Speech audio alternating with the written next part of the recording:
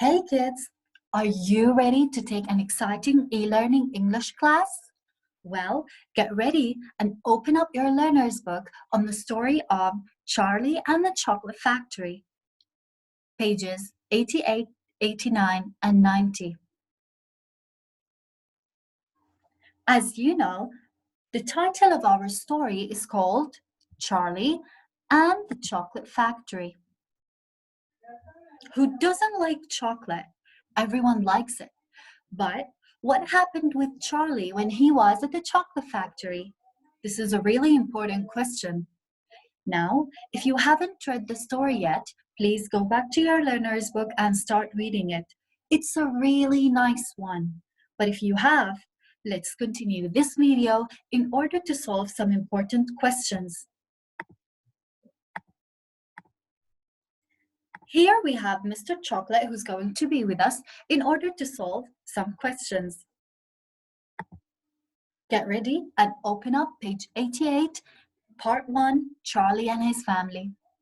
As you know, Charlie was a young boy who lived with his family in a small house. His family were too many. That's why life was uncomfortable for Charlie to live. Not only that, but his father was working on a toothpaste factory and he wasn't paid enough. Now, in question number 1, they ask us, why was life difficult for Charlie? Of course, if you read the story, you would know that the answer is because he lived in a small house that wasn't large enough for all his family to fit in. Now, in question number 2, what did he eat for breakfast, lunch, or dinner? As I said, Charlie's father, Mr. Bucket, worked at a toothpaste factory and he wasn't paid enough. So he wasn't able to buy any proper food. That's why, for breakfast, Charlie and his family ate bread and margarine. But for lunch, they ate boiled potatoes and cabbage. As for dinner or supper, as if it's mentioned in the story, they ate cabbage soup. Moving on to the next slide. Now, Mr. Chocolate wants us to continue. If you have no questions, let's continue together. We're still in part 1, Charlie and his family. Now we're going to start with question number 3. In question number 3, we have what was special about the chocolate factory in his town? Yeah, I know you know the answer. Of course. This chocolate factory was the largest and most famous factory in the world. Okay, now before we start answering this question, which is question number 4, why did his dream come true? Because Charlie and his family were poor. Charlie wasn't able to buy chocolate. So chocolate was his dream. He dreamed of winning a chocolate and buying it, or having even a small bite. So one day, as you read, Mr. Willy Wonka, the owner of the largest and most famous chocolate factory in the world, made a competition. He put a golden ticket in a chocolate bar and then he spread all the chocolate all over the world. Now guess who won this thing? Yes, Charlie. Because Charlie had a good heart and he liked sharing things with others. I think that's why his dream came true. Charlie was a good boy, actually. He helped his family and he cared about them. Can you imagine this chocolate factory? Yeah, it's really a dream. Now for part 2. Are you ready to learn some new words? As you can see in part 2, page 89, inside the chocolate factory, we have some important words that are in green. And now we are going to solve their meanings. Number 1, we have steep. Yes, steep. What does it mean? What do you think?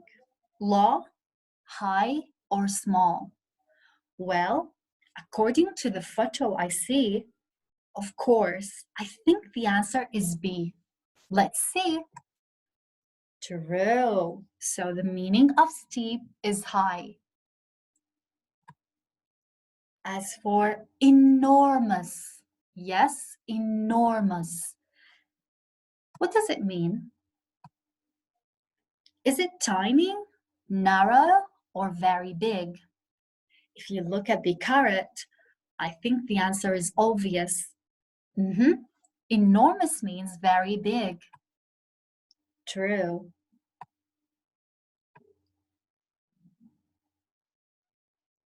Are you ready to discover some new meanings? We haven't finished yet. So if you open up again in page 89, part 2, inside the chocolate factory, let's continue with the meaning of finest. According to the choices I can see here, I think that finest would mean best. And that's true, Mr. Chef. Moving on to the last meaning, kind of. What does it mean? Is it packet, type, or piece?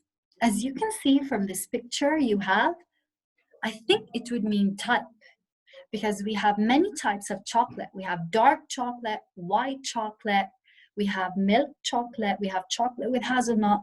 So I think the answer is type. As for question 4, let's describe the chocolate room that was inside the chocolate factory.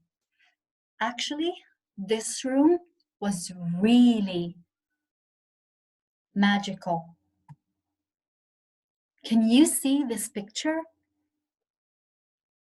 Let's try describing these things, and you can find them in your book. Do you see this tremendous waterfall? Or even these graceful trees? Not only that, but those green meadows and these enormous glass pipes, or the Great Brown River. This is the chocolate room inside the chocolate factory of Mr. Willy Wonka. But let's see what happened inside. If you continued reading,